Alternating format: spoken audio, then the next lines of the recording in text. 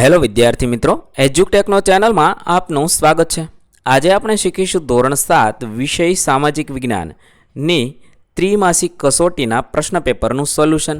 વિદ્યાર્થી મિત્રો, તારીખ 17/8/2026ના રોજ લેવાનારી પ્રથમ સત્રની ત્રિમાસિક કસોટીના ધોરણ 7ના સામાજિક વિજ્ઞાનના પ્રકરણ નંબર 1, 2, 3 અને 10ના આધારે આ કસોટી બનાવવામાં આવી છે। કસોટી કુલ 40 ગુણની રહેશે અને સમય 2 કલાકનો છે। વિદ્યાર્થી મિત્રો, આ મોડલ પેપર છે, પરીક્ષાની અંદર આજ પૂછાશે નહીં, પરંતુ આના આધારે તમે પરીક્ષાની તૈયારી કરી શકો છો। પ્રશ્ન નંબર 1, નીચે આપેલા વિકલ્પોમાંથી સાચો વિકલ્પ પસંદ કરી જવાબ લખો। 1. બુંદેલખંડનું રાજ્ય પાછળથી કયા નામે ઓળખાયું હતું? 4 ઓપ્શન આપેલા છે। સાચો જવાબ થશે એ, જેજાક ભુક્તિના નામે ઓળખાયું હતું। 2. કયા રાજાના સમયમાં કલિકાલ સર્વજ્ઞ હેમચંદ્રાચાર્ય થઈ ગયા? જવાબ થશે સી, સિદ્ધરાજ જયસિંહના સમયમાં કલિકાલ સર્વજ્ઞ હેમચંદ્રાચાર્ય થઈ ગયા। 3. દિલ્હી સલ્તનતના ચહલગાન એટલે કે ચારગાનની સ્થાપના કોણે કરી હતી? જવાબ થશે એ, ઇલ્તુત્મિશે કરી હતી। 4. કયા સુલતાને રાજધાનીનું સ્થળાંતર દિલ્હીથી દૌલતાબાદ કર્યું? જવાબ થશે એ, મોહમ્મદ બિન તુગલકે કર્યું હતું। 5. અકબરનો જન્મ ખાલી જગ્યા નામના સ્થળે થયો હતો? જવાબ થશે ડી, અમરકોટ નામના સ્થળે થયો હતો। ત્યારબાદ પ્રશ્ન નંબર 2, નીચેના વિધાનોમાં યોગ્ય શબ્દ મૂકી ખાલી જગ્યા પૂરો। 1. રાજપૂતો ખાલી જગ્યા પ્રતિપાલક હતા, ગૌ બ્રાહ્મણ પ્રતિપાલક હતા। 2. ખાલી જગ્યા દિલ્હીની ગાદી ઉપર બેસનાર પ્રથમ મહિલા શાસક હતો, તો રજિયા સુલતાના હતા। 3. કુતુબુદ્દીન ઐબક ખાલી જગ્યા વંશનો હતો, તો ગુલામ વંશના હતા। 4. મુગલ વંશમાં ખાલી જગ્યા સહિષ્ણુ અને ઉદાર શાસક થઈ ગયો, તો અકબર। 5. શેર શાહે ખાલી જગ્યા રોડનું નિર્માણ કરાવ્યું હતું, ગ્રાન્ડ ટ્રક રોડનું નિર્માણ કરાવ્યું હતું। ત્યારબાદ પ્રશ્ન નંબર 3, જોડકા જોડો, દરેકનો 1 ગુણ છે। વિભાગ અ સાથે વિભાગ બ ને જોડવાનો છે। 1. પૃથ્વી સપાટીનો સૌથી ઉપલો સ્તર, જેને સિયાલ કહેવાય છે, એટલે ઈ સાથે જોડીશું। 2. રૂપાંતરિત ખડક, તો આરસ પહાણ છે, એટલે સી સાથે જોડીશું। 3. નદીનું કાર્ય, તો પૂરના મેદાન છે, તો ડી સાથે જોડીશું। 4. પવનનું કાર્ય, તો રેતીના ઢૂંવા, તેથી બી સાથે જોડીશું। 5. હિમનદીનું ઘસારાત્મક સ્વરૂપ, તો ગોળાશ્મી છે, એટલે એ સાથે જોડીશું। આ રીતે આપણે આપેલા જોડકા જોડી શકીએ। ત્યારબાદ પ્રશ્ન નંબર 4, મને ઓળખો। 1. મેં સિદ્ધહેમ શબ્દાનું શાસન ગ્રંથ લખ્યો હતો, તો જવાબ થશે હેમચંદ્રાચાર્ય। 2. હું પલ્લવ વંશનો સ્થાપક છું, જવાબ થશે બપ્પદેવ। અહીંયા ય લખાયો છે, તમારે બપ્પદેવ એમ લખવું, જે પલ્લવ વંશના શાસક હતા। 3. મેં ભારત પર આરબ રાજ્ય સત્તાના વિસ્તારના હેતુથી આક્રમણ કર્યું હતું, તો મોહમ્મદ, જવાબ થશે મોહમ્મદ બિન કાસિમ। અહીંયા તમારે બિન કાસિમ લખવું। વિદ્યાર્થી મિત્રો, થોડી ટાઈપિંગ મિસ્ટેક છે, તે તમારે સુધીને લખવી, મોહમ્મદ બિન કાસિમ। ત્યારબાદ પ્રશ્ન નંબર 5, નીચેના વિધાનો ખરા છે કે ખોટા તે કહો। 1. સેતુગવન ચેર શાસકોમાં સર્વશ્રેષ્ઠ શાસક હતો, વિધાન ખરું છે। 2. ચેર શાસકોના પ્રથમ શાસક અયન હતા, વિધાન ખોટું છે। 3. વિજયનગરને મહારાજ્ય તરીકે ઓળખવામાં આવે છે, વિધાન સાચું છે। 4. બાબર કાબુલનો બાદશાહ હતો, વિધાન ખરું છે। આ રીતે આપણે ખરા વિધાન સામે ખરાની, ખોટા વિધાન સામે ખોટાની નિશાની કરવાની છે। પ્રશ્ન નંબર 6, નીચે આપેલ પ્રશ્નોના સંક્ષિપ્ત જવાબ આપો। 1. બહમની રાજ્યની સ્થાપના કોણે કરી હતી? તો ઝફર ખાને કરી હતી। 2. તુગલક વંશ દરમિયાન કોણ પ્રતિભાશાળી સુલતાન થઈ ગયો? તુગલક વંશ દરમિયાન મોહમ્મદ બિન તુગલક પ્રતિભાશાળી સુલતાન થઈ ગયો। 3. છત્રપતિ શિવાજીનો જન્મ ક્યાં અને ક્યારે થયો હતો? જવાબ થશે છત્રપતિ શિવાજીનો જન્મ ઈસવીસન 1627માં મહારાષ્ટ્રમાં શિવનેરી કિલ્લામાં થયો હતો। 4. હલ્દી ઘાટીનું યુદ્ધ કોની કોની વચ્ચે થયું હતું? હલ્દી ઘાટીનું યુદ્ધ અકબર અને મેવાડના રાણા પ્રતાપ વચ્ચે થયું હતું। ત્યારબાદ પ્રશ્ન નંબર 7, માગ્યા મુજબ જવાબ આપો। 1. પરિચય આપો શેરશાહ। જવાબમાં લખી શકાય, ઈસવીસન 1472માં હોશિયારપુરમાં જન્મ, 1529માં બંગાળ શાસક નસરત શાહને હરાવ્યા, 1539 અને 1540માં હુમાયુને હરાવ્યા, એક સારા સુધારક તરીકે શેરશાહની ગણના થાય છે. સિંધુ નદીની બંગાળ સુધી શેરશાહ સૂરી માર્ગનું નિર્માણ કરાયું. કાલિંજર યુદ્ધમાં 1545માં અવસાન થયું. બીજું, પરિચય આપો વીર દુર્ગાદાસ રાઠોડ. દુર્ગાદાસ રાઠોડ મારવાડના શાસક જયવંતસિંહના મંત્રી અશકરણ રાઠોડના પુત્ર હતા. તેમની તુલના રાણા પ્રતાપ સાથે કરવામાં આવે છે. ઔરંગઝેબના સમયમાં તેમણે તેનું આધિપત્ય સ્વીકાર્યું ન હતું. ત્રીજું છે શબ્દની સમજૂતી આપો. જળ પ્રપાત અથવા જળધોધ. નદીનું પાણી તેના માર્ગમાં કોઈ નક્કર ખડક પરથી સીધી ઢોળાવવાળી ખીણમાં કે નીચાણવાળી ભૂમિ પર વેગ સાથે પચડાય તેને જળધોધ કહે છે.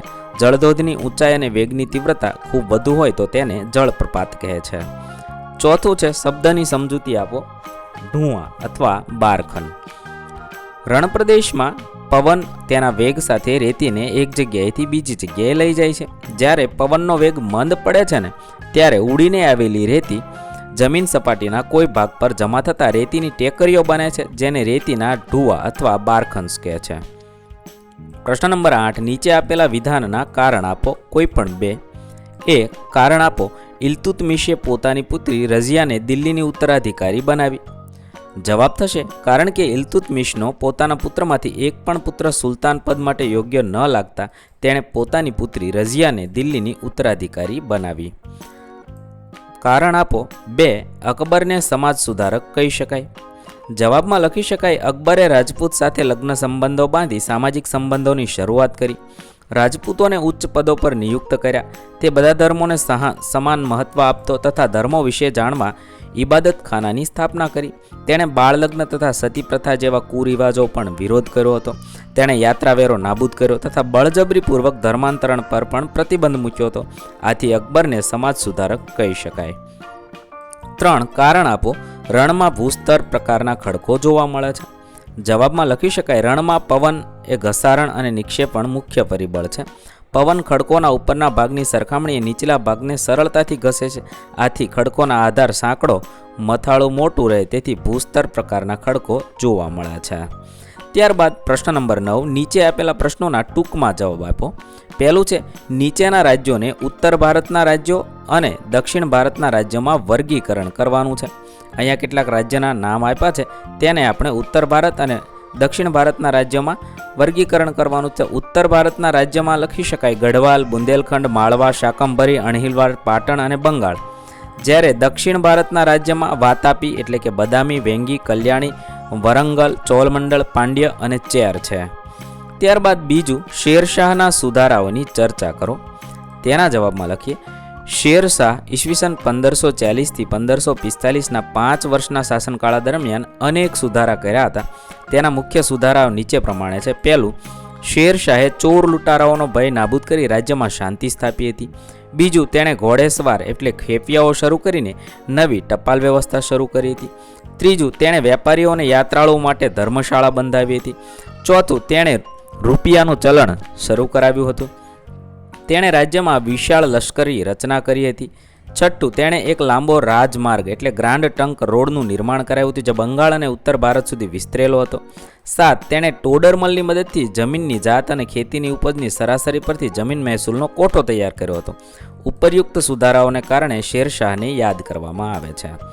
ત્યારબાદ પ્રશ્ન નંબર 10, નીચે આપેલ પ્રશ્નોના મુદ્દાસર જવાબ લખો. 1, ટૂંક નોંધ લખો રાજપૂત યુગની રાજપૂતાણીઓના ગુણ. જવાબમાં લખી શકાય રાજપૂત યુગની રાજપૂતાણીઓના ગુણ નીચે પ્રમાણે હતા. પહેલું, રાજપૂતાણીઓ વીરતા, નિડરતા અને સતીત્વ માટે પ્રખ્યાત હતી. 2, તેઓ હસ્તે મુખે પતિ, પુત્ર કે ભાઈને યુદ્ધમાં વિદાય આપતી.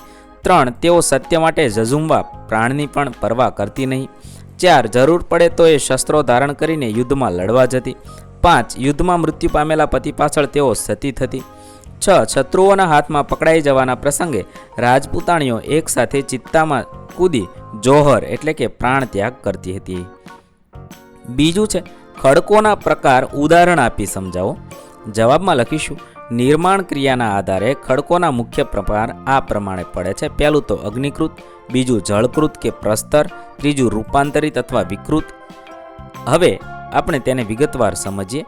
પહેલું અગ્નિકૃત ખડકો. જ્વાળામુખીના વિસ્ફોટન વખતે પૃથ્વીના પેટાળમાં રહેલો ગરમ મેઘમાં લાવારસ, ભૂરસ પોપડામાં જ અથવા પૃથ્વીની સપાટી પર પથરાય છે. આ મેઘમાં ઠંડો પડતા જે ખડકો બને છે તેને અગ્નિકૃત ખડકો કહેવાય છે. અગ્નિકૃત ખડકોના બે પેટા પ્રકાર છે, બાહ્ય અગ્નિકૃત ખડકો અને આંતરિક અગ્નિકૃત ખડકો. જ્વાળામુખી પ્રસ્ફોટન સમયે પૃથ્વીની સપાટી પર બહાર ફેંકાયેલા અને ઝડપથી ઠરીને નક્કર બનેલા લાવારસના ખડકોને બાહ્ય અગ્નિકૃત ખડકો કહે છે. આ ખડકોની સંરચના એટલે કે ગોઠવણી ખૂબ નાની દાણાદાર હોય છે. બેસાલ્ટ એ બાહ્ય પ્રકારના ખડકનું ઉત્તમ ઉદાહરણ છે. પૃથ્વીના પેટાળમાં રહેલો મેઘમાં અથવા લાવારસ જો પૃથ્વીના પેટાળમાં કે ભૂકવચની અંદર વધુ ઊંડાઈએ ઠરી જાય તો તે સ્થાને રચાયેલા નક્કર ખડકોને અગ્નિકૃત ખડકો કહે છે. જળકૃત ખડકો વિશે જોઈએ તો પૃથ્વી સપાટી પર વરસાદ, નદી, હિમનદી અને પવન જેવા પરિબળો દ્વારા સતત ઘસારાની પ્રક્રિયા ચાલ્યા કરે છે. ઘસારાની ક્રિયાથી છૂટા પડેલા ખડક દ્રવ્યો, માટીકણો, વનસ્પતિ, પ્રાણીઓના અવશેષો વગેરે પ્રાણીના પ્રવાહ સાથે ઘસડાઈને બીજા સ્થળે એકઠા થાય છે. આમ જળમાં નિક્ષેપ દ્વારા એકઠા થયેલા દ્રવ્યોના લાંબા ગાળે એક સ્તર પર બીજો સ્તર એમ અનેક સ્તર એકઠા થતા જાય છે. આ સ્તરો એકબીજા પર આવવાથી દબાતા જાય છે. કાળક્રમે તેમાંથી સ્તર રચના ધરાવતા નક્કર ખડકો તૈયાર થાય છે. તેથી આ ખડકોને જળકૃત કે પ્રસ્તર ખડકો કહેવાય છે. દાખલા તરીકે રેતાળ પથ્થર એ રેતીના કણોથી બને છે. વનસ્પતિ, પ્રાણીઓ અને સૂક્ષ્મજીવોના જીવાશ્મી બને છે. ત્રીજું છે રૂપાંતરિત ખડકો. અગ્નિકૃત ખડકો અને જળકૃત કે પ્રસ્તર ખડકો ખૂબ ગરમી અને અતિશય દબાણના કારણે મૂળભૂત બંધારણ કે સ્વરૂપમાં રૂપાંતર પામીને જે ખડકો બને છે તેને રૂપાંતરિત ખડકો કહે છે. દાખલા તરીકે ચૂકણી માટી સ્લેટમાં અને ચૂનાના પથ્થરનું આરસ પહાણમાં રૂપાંતર થાય છે. આ રૂપાંતરિત ખડકો કહેવાય છે. વિદ્યાર્થી મિત્રો, અહીં આપણું મોડલ પ્રશ્નપત્ર પૂર્ણ કરીએ છીએ. સૌને પરીક્ષાની શુભકામનાઓ. નવા વિડીયો સાથે ફરીથી મળીશું. ત્યાં સુધી અલવિદા. થેન્ક યુ દોસ્તો. એજ્યુકટેકનો ચેનલ તરફથી વિડીયો નિહાળવા બદલ આપનો આભાર. આવા બીજા વિડીયોઝ નિહાળવા માટે અમારી યુટ્યુબ ચેનલ એજ્યુકટેકનો અત્યારે જ સબસ્ક્રાઇબ કરો. આભાર દોસ્તો.